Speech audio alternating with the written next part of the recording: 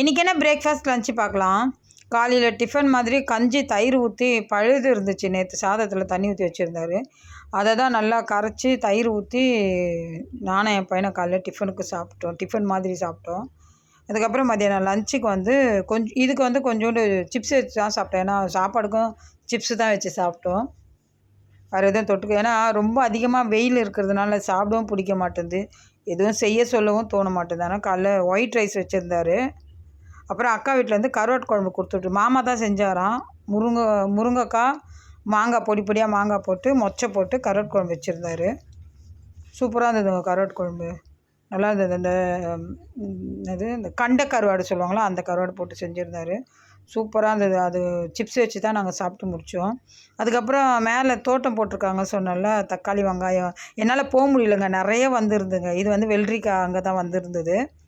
மாமா கொடுத்து விட்டுருந்தாரு. சூப்பராக இருந்ததுங்க. இது கழுவி கட் பண்ணி உப்பு போட்டு சாப்பிட்டோம். சூப்பராக இருந்தது. அது சாப்பாடுக்கு வச்சு சாப்பிட்டோம். செம்மையாக இருந்தது. நல்லா பிஞ்சு வெள்ளரிக்காங்க. இன்றைக்கி இதுதான் பிரேக்ஃபாஸ்ட் லஞ்சு.